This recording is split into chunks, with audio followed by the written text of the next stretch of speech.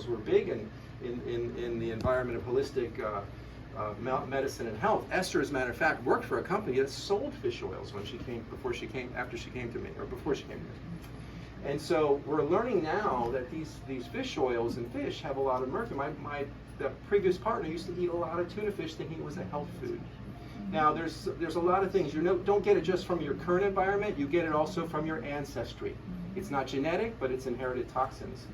So long story short, working with clients here, I started digging into this work and I started finding out he also talks about the causes of why we get sick. And Esther produced this beautiful chart. And so when we look about what causes us to get sick, he's one of the main people that are really changing some of our textbooks right now. He talks about one of the first things we got to realize that nobody's really speaking about is pathogens. Now I've been doing his work for about 8 years. I spoke to someone here who knew me from CrossFit days. I did CrossFit many years ago, about 10, 12 years ago. I was heavier but strong, but I was always struggling with a little bit of weight loss. And so, I was like, something's wrong. So when I started reading his work, he talked about one of the first things that we don't realize is happening to us is we all have pathogens in us, variations of it. One of the main ones he picks up on is Epstein-Barr virus, right, which is known as the monovirus. And so if you go to your doctor and say, can you test me for Epstein-Barr, most doctors will say, why? Everybody has it, right? So, and there's other viruses like the shingles virus. Everybody knows that you get there's a shingles vaccine because we're harboring a virus for all these years. And as you get older, your immune system's a little weaker, so they want you to take a vaccine so that you don't get a shingles outbreak, right? Now we also had, and he pre-COVID was warning us that the influenza was getting more aggressive and that it would be really challenging, So, and when COVID came out, the world woke up to the fact that viruses exist, bad ones especially, and what do viruses do? They mutate. They're constantly mutating. So that's happening in our bodies, and this is where I hope Western medicine will take a move in this direction to determine which viruses are in which people and how to test for this a little better and how to help us overcome these underlying factors. The viruses are important because they end up causing gradually long-term problems. And as our immune systems deregulate from stress, improper diet, toxins in our environment, then our immune system can't handle those pathogens and they start damaging organs. Now, why this is important for me as I was reading this work is I'm treating patients with what we call vestibular disorders as a specialty. And as Esther brought out to you, the medicine has a little error here. They only say we have 5 senses. That's because many years ago they lumped hearing and balance as one organ. But we now know they're very separate organs. They're not connected. They're just sitting in the same area, but they're literally not connected by neurological nerves or anything of that nature. So why does a person that I see oftentimes have a balance problem? It's because it affects their vestibular system. And what causes that vestibular system to go bad? It's typically a virus. Usually it's been an influenza virus, upper respiratory virus, but it could be a variety of viruses. It could be a shingles virus. It could be a herpetic virus. It could be an Epstein-Barr virus. So we don't have the technology to determine which ones oftentimes. But many doctors now will say to the patient, you've got a virus has affected your ear. Now you have to do this therapy to recover. So that's where we get to the story of medical medium, and I was studying this work, and Esther came on board. And if I could share Esther a little bit, when she did first start to work with us, she was struggling with some cognitive stuff. She called it brain fog, and she came and spoke to me about it, and we talked about things. And she says, I'm taking this. I said, let's review those things. And I said, well, this is what I recommend. I recommend you avoid some of these troublemakers because these are things that feed viruses. Eggs, number one, dairy, gluten, soy and corn. And pork doesn't feed the virus, but it's very hard on our liver, which is a big part of our immune system. So we get into that with our patients here. There's a lot to go into. I'm not going to go into detail, but what Esther did then is she followed this and listened very carefully, and she transformed. And her brain fog went away. She was often a little puffy and uncomfortable, and all that went away. And she really latched on to, Tom, we need to really get ways to communicate this to patients. I was kind of doing it one-on-one, so I really credit her with putting this information together so we could broadcast it a little better. So now every patient that comes in here, we not only work on their inner ear problem, their balance problem, and then as an acupuncturist, I see a variety of problems, whether it's pain, pain problems, neck, back, shoulders, knees, ankles, whatever, sports injuries. We do a lot of that. We've treated infertility patients. We do migraines. We do, TMJ, all kinds of things that might affect someone. Especially, there's a lot of those conditions that relate to the inner ear. So all those things, those patients now, we talk to them about, well, we want to help you get better, but we just don't want you to get better. We want you to stay better. So we provide this education. So, the pathogens are there, and depending on our diet, we're either feeding these pathogens or we're actually helping our immune system fight them off. And we're also trying to get rid of the toxins in our bodies. And because these things, if we don't address these two things, they'll lead to neurological issues or autoimmune problems, which is, you can see some of the symptoms here: dizziness, vertigo, balance, tinnitus, hearing loss, eye floaters, vision issues, anxiety, depression, irritability, Alzheimer's, dementia, brain fog, burnout, post-traumatic stress syndromes, numbness, tingling, neuropathies, fatigue, aging, inflammation, hormonal issues. It's just these things start happening. We hear it from our patients over and over again.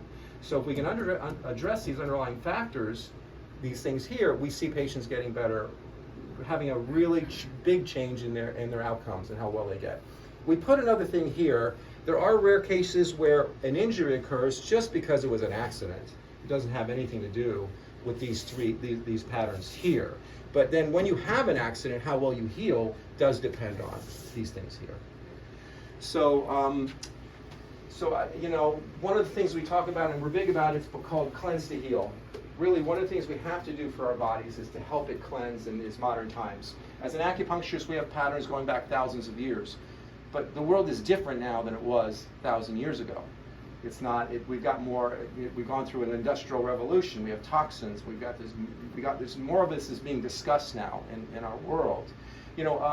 I'll bring up something. Esther and I have ancestry in Italy, so we went visiting there recently, and we talk about food a lot. And Esther, I call her the canary in the coal mine, because if she eats too much gluten, or she eats eggs or dairy, we all cheat. We're human. We can't help it. We're living in this environment. She'll be the first to feel it. And at first I couldn't, you can feel it right away, because I would feel it, but maybe a day later or something feels sluggish. It wasn't as dramatic for me. But for her, it was quite dramatic. So I started watching her behaviors. We went to Italy, and I was very curious how she would do. Well, I've never seen her cheat as much as she cheated in Italy. And she did have some effects, but I'd say it was like 20% of what the effects would be if she ate that way here.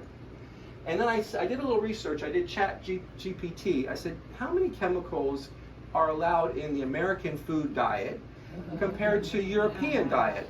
And chat GPT came down. Yeah, Americans have over 10,300 chemicals that are allowed in our food and products. That means skincare products, Febreze, things that are pushed into our environment. And then Europe, there's only like 1,300. And they went on to say, and the reason why is in Europe, in order for them to put a chemical into their food or products that they use, household products, it has to be proven safe and effective. Guess what? In America, it's the opposite, Chet. You can do this. You can look this up on your own. We here, they allow chemicals to be put in our environment, and they're only taken out when they're proven unsafe. Now, who's going to take on the task of proving these things are unsafe? Right? And so it's really sad. Here we were in Europe, a McDonald's French fry has 3 ingredients: potatoes, oil, and salt is optional. So really 2 ingredients if you don't want salt. In America, 13 ingredients, and one of them is formaldehyde. And why? So they don't have to change the oil as often, and the French fry will last longer in case they have to keep them for longer periods of time. It should be revolting to us. It should be criminal. It's just as bad as the cigarette companies use scientists to make their foods toxic and addictive. Those same scientists have been moved into the process industry. And this is causing lots of chronic illness, and I've been doing this for so many years. I just can't stand that we're not waking up in the society. But I think we are. I think there's some hope on the horizon. I think there's going to be more discussions about what is in our food. So let's hope for the best there, and that way we can see. We could change this. America could be like Europe. We could have the same food quality. Kellogg's that makes Fruit Loops for the United States, which is full of chemicals and dyes and bright colors, makes the same Fruit Loops and sends it to Canada without any of those chemicals. Now, is that fair to our children? Like, it's just terrible. So this all goes to the fact that, I'll go on to, the reason this is happening is when people struggle to get better with us, we have to have that conversation with them. If they're not going to clean up their diet, if they're not going to give their liver a chance, which is a vital organ which filters all these toxins out, a chance to heal and cleanse, how are we ever really going to get better? We're going to deal with, we're the most chronically ill country in the world. That's real, and we spend the most money on healthcare. So there needs to be some changes, and hopefully that will come out. So to summarize, we work with balance disorders, vertigo, dizziness. We do various exercises in here. How many people here struggle with a little balance? I think there's at least one person we know of in here that struggles with a little balance. Sorry to say that. But we all may struggle with balance from time to time. But if there, you might not understand maybe why we have balance, but like Esther was talking about the senses, we have main senses, the 6 senses now that we know about the vestibular. The primary senses for balance are your vestibular system, which gives you a sense of, position in space. There's little crystals in your inner ear, which tell you always where gravity is. And then there's these semicircular canals, so as if I turn my head and look here and scan the room, my brain knows how far I move my head, how quickly I move my head, and what distance I move my head along with my neck muscles, so that I can adjust my eyes immediately, so we can focus clearly. So the vestibular system doesn't just give us dizziness or vertigo, it can also give us visual disorders or visual distortions or just feeling visual issues, and it can give us a sense of sway or uneasiness, lightheadedness, could give us brain fog. All these things can be related to the inner ear as well. So we work on these things here in the clinic. I've worked with many ENTs, neurologists in the community for over 34 years specializing in this, and we've kept this clinic going for that. I went back to school and became an acupuncturist so I could address some of the additional problems like TMJ, migraines, neck problems that all contribute to this, as well as other people who have maybe back pain or things like that would interfere with their rehab here. So to conclude, I might try a little exercise to help you feel what your vestibular system really feels like, but I would need you to partner up so that somebody would watch the other person as we test this if you're open to that.